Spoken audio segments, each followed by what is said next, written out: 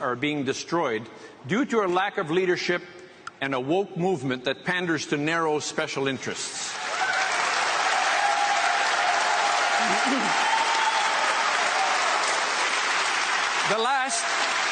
The last 8 years have seen Canada falter. Our country's been led by our government that has been focused on virtue signaling, apologizing for who we are and how we came to be, erasing our history, and hurting and dividing its citizens. Hi, this is Bill from the Kawartha Insiders. And Doug from the Kawartha Insider. Yeah, we're back again this week with some more interesting news for the public. Council seems to want to move forward with the Flato development regardless of what the public said last week at the council meetings. I don't think they can, though. They don't have any authority to do so. No. I mean, it was astounding of the information that came out at that public hearings on our great mayor, Mr. Letham's conflict of interest with Flato working for him. Uh-huh. And the developer owns the neighboring farms and vacant land on my road on the north and southeast side. I did have former Mayor Andy Letham, now a consultant for the developer and a real estate agent, visit me one afternoon, but I am not interested in selling. I like my farm and I'm 10 minutes from work. I have lost my farming community, I've lost my neighbors, and I would like to see these farms sold back to farmers who would like to take care of them.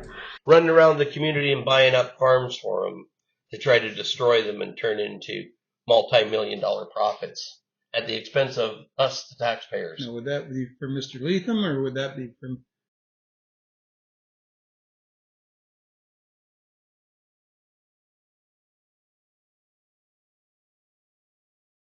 Mr. Rantulis? I think it's a combination myself. Yeah, I think so. I do too. Wow, Doug Ford's second minister has now had to resign because of the Greenbelt scandal. It's Mr. Khalid Rashid, Minister of Business. So he got caught lying to the Integrity Commissioner because apparently he was on a trip to Las Vegas at the very same time as Shakir Rahmatullah, owner of Flato Development. Shakir Rahmatullah, who was also at Doug Ford's daughter's wedding and her stag and dough party. Doug took out the Drudge family farm that Shakir bought, and he got it taken out of the Greenbelt by Doug Ford, and he saw a $300 million financial gain from that action by Doug Ford. But not only was Mr. Shakir Rahmatullah at Doug Ford's daughter's wedding and her stag and dough party, he was also on a trip to Las Vegas with Khalid Rashid, Doug Ford's Minister of Business, as well as Doug Ford's chief aide, Amin Massoudi, and Jay Truesdell, Premier Doug Ford's Director of Housing Policy. What a great... But you know what they said to the Integrity Commissioner? Oh, it was a big coinky-dink that we were all in Las Vegas at the same time, Integrity Commissioner. But apparently there's been some more digging, and they discovered that they were all staying at the same hotel together, the Wynn Las Vegas. Not only that, they all got massages together at the exact same time. Now, were these gentlemen just greasing each other up and giving friendly Greenbelt development massages to one another? No, they were actually getting massage at the Wynn Las Vegas, the good luck ritual massage, which the Wynn Las Vegas describes as a truly opulent experience. Playbook for making $300 million in Ontario. Befriend Doug Ford, go to his daughter's wedding, pay for a trip for Doug Ford's Minister of Business, Doug Ford's Director of Housing Policy, and Doug Ford's chief aide to go to Las Vegas to all get happy ending massages together. This is corrupt banana republic bullshit. Ontario's the biggest province in Canada. Canada's the 9th biggest economy on planet Earth. One of our biggest competitive advantages is that we have relatively little corruption. and that we have transparent legal system. We do things, we spend our taxpayer dollars wisely. Doug Ford handing out favors to political friends who give gifts to his daughter on his wedding, who may or may not be, we don't know, giving kickbacks to Doug Ford and kickbacks to Doug Ford's senior leadership, are getting fucking rub and tugs in Las Vegas together. Doug Ford cannot be trusted to make decisions in the best interest of the people of Ontario. Doug Ford is a mafia boss. Shakir Rahmatullah and other developers like the Rice family are claiming they need to take these, it's a total of 7,400 acres out of the Greenbelt because there's no land to build on in Ontario. That is a giant load of horseshit. Everybody in the industry knows it. Everybody in the government knows it. The only reason that these land rezonings are happening is that Doug Ford is wildly enriching his elite insider friends. This is a map from the Ministry of Housing of Ontario. That's the Greenbelt. The gray area is the built-up city areas in the GTHA. And this white area in between the city and the Greenbelt is called the White Belt. Now, the White Belt's huge. There's over 150,000 acres of the White Belt that is already zoned. It's right along the edges of these municipalities. There's 150,000 acres that's zoned for development right now.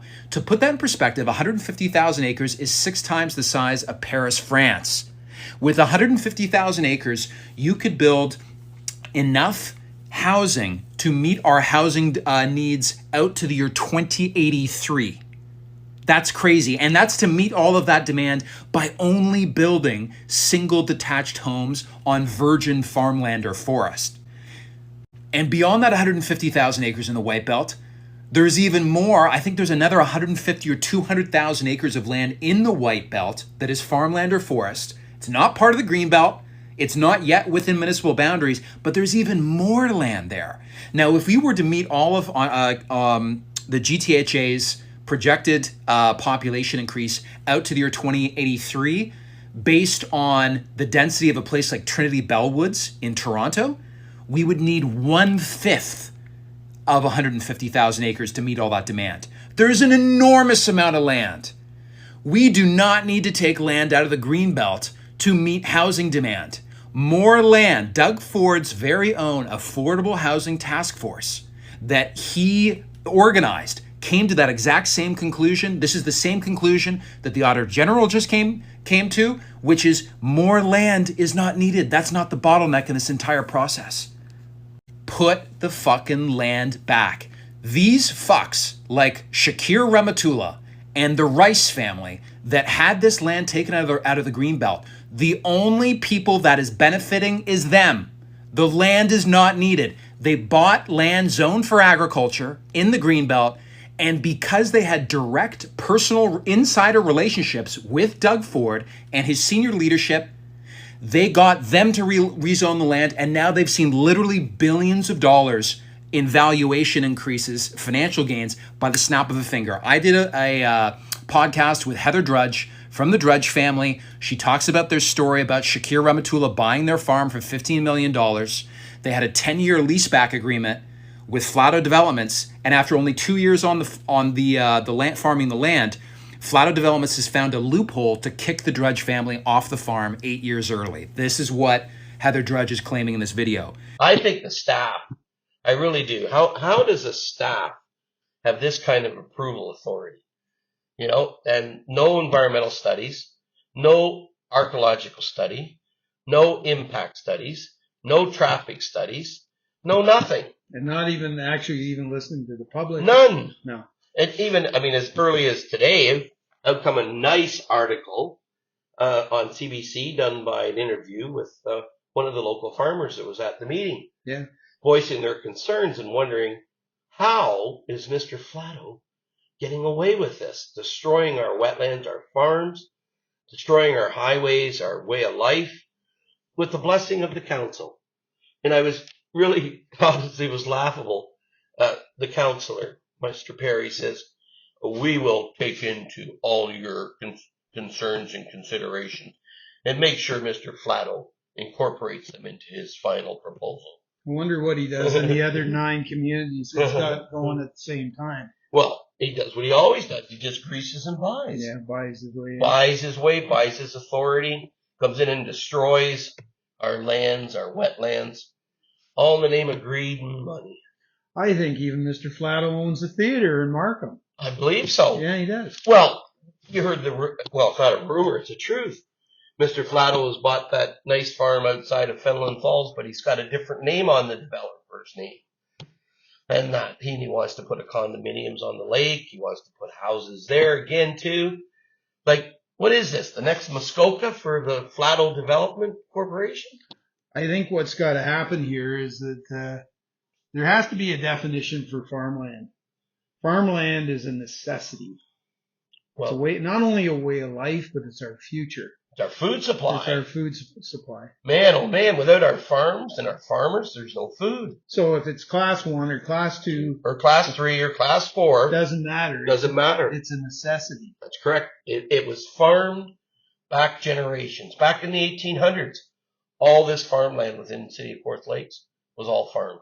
But it's funny that all these developers latch on to another community Yep. so that they can use the services Yep. from that community to build their community. Yeah. Okay, and then of course the town needs that money, or the municipality needs that money Yep. for infrastructure, and of course where do they get it from? The taxpayer. Yeah, but you look at here, and that was the main concern that came out of that meeting. We don't have any infrastructure. They're putting the cart ahead of the horse. We have no sewage capacity. We have no water capacity. We have no road capacity. We have no hospitals. We have no police, services no capacity. services, no. And yet they're proposing to double the size of the city. Yeah, but how? How? Yeah. Who's going to end up paying that cost? Well, it'll be the taxpayer, unfortunately. Yeah, but Like, not the city of Cooperative Lakes is holding back money. Obviously, now they're not doing any roads until 2024. They're not doing any sides of the roads. They're not doing any maintenance. They're not doing anything. Okay, with taxpayers' money. Yep. So where is this $640 million gone? Somebody's pocket, I would believe. Well, I think what's going on is they're banking it.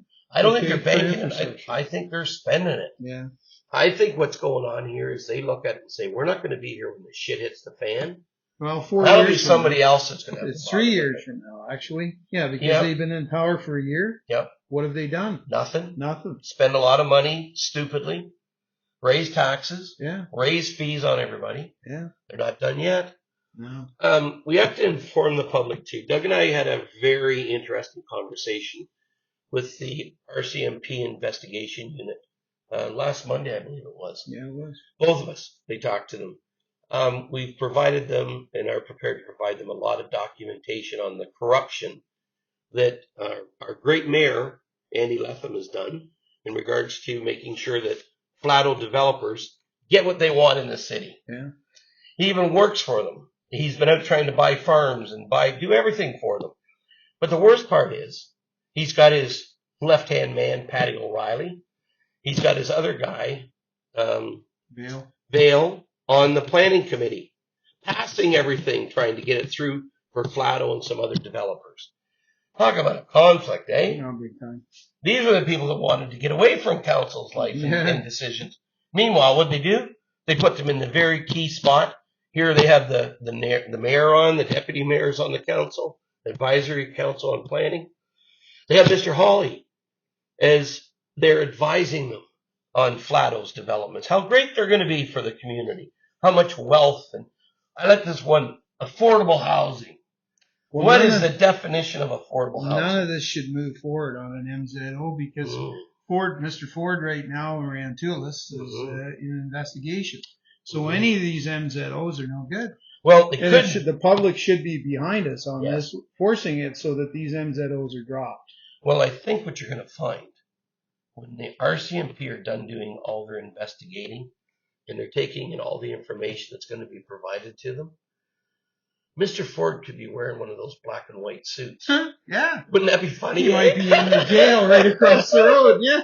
He could be there with Mr. Flatto and all those other developers that thought they cashed in on that green belt lottery, only find out that their good friend Mr. Ford reversed it on them last week. I don't know if the jails are going to be big enough. I mean, can you imagine if you're that developer and you just lost that windfall of $100 million, $200, $300, $400 million? How long before they start singing? You know what I mean? How long are they going to, before they start singing on the deal that Ford gave them, right? And now Mr. Ford says, don't worry, boys. I got things under control. We're going to turn Kawartha Lakes into that gold mine that we had to do by closing that land down on the Greenbelt again. And what message did we give to council? Well, they got to deal with you, Bill. Oh, they got to deal with me. They got to deal with all the farmers. They got to deal with the public. They got to learn that they work for the people. And the issue here is that this council is dirty to the core, right to the very core, Mr. Emsley. That's Mr. Letham's right-hand man. He's the guy that's just carrying on what Letham started. Yeah. He loves GTA developers. He'll shut down, and it came out clear in the meeting. We got our own developers here trying to develop property. They get turned down. Right next to Flatto's properties. And yet Flatto gets green-lighted by the director of planning, Mr. Richard Hawley. Oh, yeah. Well, it went a little bit deeper than that, the double standard, and that's that these developers coming in, flashing all their wallets around, don't require environmental impact assessment, Yep. conservation authority, review, archaeological review, grave site, but our own local developers trying to develop much smaller scale and more friendly developments have to get everything, all the documentation, all the research, all the test studies, and they still get turned down. Yeah, that's the shock. And that's the thing that came out of the meeting. Our local people being turned down, and they see everything that Mr. Flatto and Tribute Homes asked for just goes ahead without any of those studies done. You know, it's like we contacted the Ministry of Environment when they went and put a bridge across Jennings Creek with no permits, no environmental study, no permits at all. And the guy from the Environment Ministry out of Peterborough said, that's okay. That's not our jurisdiction. That's the municipality's authority. I'm going, well, when the heck did that ever happen? Eh? Well, it's passing the buck. Well, it's not doing it again. So, again, you keep going back to, there's Mr. Ford. There's his Ministry of Environment provincially, not enforcing the law across the board. Yeah. That if it's anything to do with Mr. Ford's buddies, developers, no, don't touch them. I promised them that they're going to make millions and billions of dollars out of Kawartha Lakes. What it is basically is once it's in, it's too late. Once it's been done, they're scraping soil. Yeah. That is ancient soil. Yeah. Very much. You know? Yeah. And we're looking at it and we're saying, not in our town. Yeah. How do they get away with doing Go all somewhere this? else. Yeah. But again, we're in council tomorrow. Doug has a presentation on farmers' rights because they're trying to bring in this new rural zoning that's going to hand tie all the farmers. They want to cap the amount of land that they can grow crops or the amount of livestock. And they can't take off any lots off of their farm for their own families. Like, this has become really a hot button. Mm-hmm. I mean, again, we got to give them credit. The other group that have been lobbying as hard as we have now at City Hall, they're in tomorrow too. Yeah. You know, and we got to give hats off to them as well. They've helped all of us bring this to the attention of the public. Yeah, very much so. But I guess the other issue that we've got going on is homelessness and people that are going hungry in this country from across the country. That they have one message to give to Mr. Ford and Mr. Trudeau. That you have made us all homeless. We're living now in trailers, tents, the back of our pickup truck, in whatever vehicle we can sleep in. We don't have money for food to put in our stomachs. This is almost, if not as bad as the dirty 30s, when there was thousands of people that went hungry. And we're going to just send Mr. Ford and Mr. Trudeau a message that, you know, you've really committed treason on the people of Canada, using COVID and using your toxic vaccines that we have letters from doctors, okay, out in BC that warned the chief medical officer of BC that Moderna will kill people, will cause long-lasting respiratory problems, that the doctor that sent the letter asked for them to stop all vaccine treatment because it's unsafe. And we all know what happened. The government of Canada brought in the most strictest restrictions and forced people over that period not only to get 1 shot, 2 shots, 3 shots, 4 shots, 5 shots. And there's a lot of people that have family members that died. There's a lot of people that have family members with health-related respiratory illnesses. And then be damned if they didn't come out in the very place this doctor had done the test of 900 doses on First Nations people, and they burnt the place to the ground, Linwood. Okay? Linton, BC. And everybody knows that.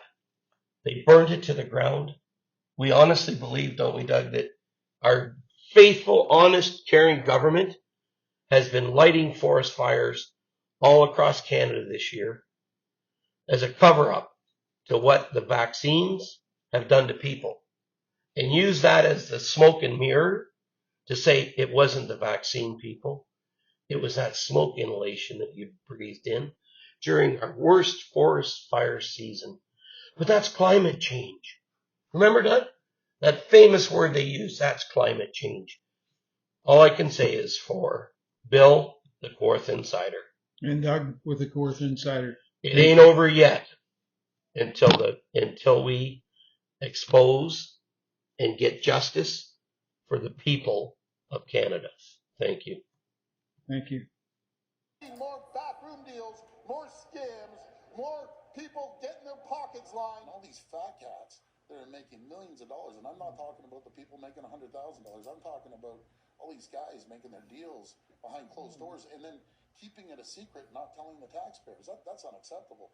We have to make sure that we have some transparency down here. It's all about changing the lines. You're going to get a piece of property. You're going to get a piece of property. By the way, donate to my campaign for $10,000 a seat at a dinner. You know what it's all about?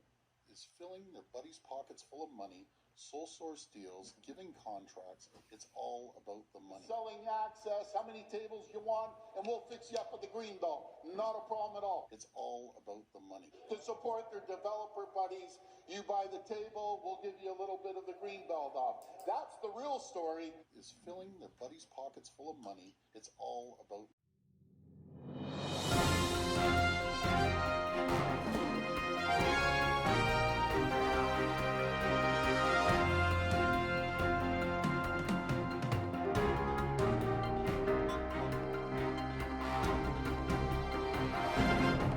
Bylaws affect our ways of life, our businesses, and even our health. I and many others want to meet with you to discuss next steps to be done to remedy the situation that we've now identified. Hi, my name is Sheila McFarlane and I am from Guelph, Ontario. Angel asked me to present some information today that supports this petition, and I'm honored to stand beside her. I met Angel about 6 weeks ago after I saw her deputation that went viral globally. Not sure if you're aware of that. She told you that the public hadn't had an opportunity to be heard with respect to this rezoning restructuring. As she mentioned, when she took this petition door to door, she discovered nobody knew anything about it or where it came from. The same thing is happening in every town, and being well versed in municipal government, I came up here to help her understand the public-private partnership fraud that's happening in this very room and in every city hall. A public-private partnership is a legal creature that looks like government, but it's not. Chances are only Ron, the Chief Administrative Officer, and myself know that this room is actually a United Nations field office, and we are in international jurisdiction right now. And why the only thing you can talk about here is sustainable development and climate change. In this UN partnership, Everything can be done by the two signatures of these men, the mayor and the CAO. COVID proved these two officers can not only call a local emergency anytime they want, but they can put a needle in your arm using only a bylaw, like a parking ticket. Yeah, you're right. So you better know who they work for. Just a bit about my background. In 2014, I ran for ward councillor in Kincardine to stop Ontario power generation from burying nuclear waste beside our Great Lakes. I discovered there was a public-private partnership agreement Larry Kramer committed Kincardine to in a secret mayor meeting. And I learned that public-private partnerships are UN creatures, here to bring us de facto global government in lieu of our rightful sovereign powers. Although I didn't win the election, I'm ahead of myself, I apologize, I just wrote this morning, I'm running on 3 hours sleep. Last year, I ran for mayor of Guelph to stop our global mayor, Cam Guthrie, from making international agreements with huge pharmaceutical companies to perform vaccine clinical trials on my family and my friends. Although I didn't win the election, I was able to put the last piece of this fraud together, which is in this information booklet. I appreciate the ability to finish my statement. You can finish. You have, the 5 minutes is up. I'll allow you to wrap up. Thank you very much. It's very important information for you too, sir.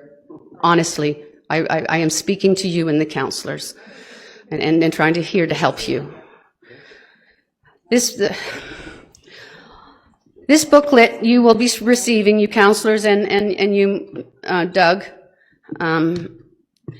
it will explain how these non-government city municipalities took over our city hall, convert our official status, they assume regulatory control, and they leave the locally elected officials holding nothing but incredible personal liability for everything they agree to sign. All these long city documents that look like government legislation are only written this way to defraud you of your lawful property rights.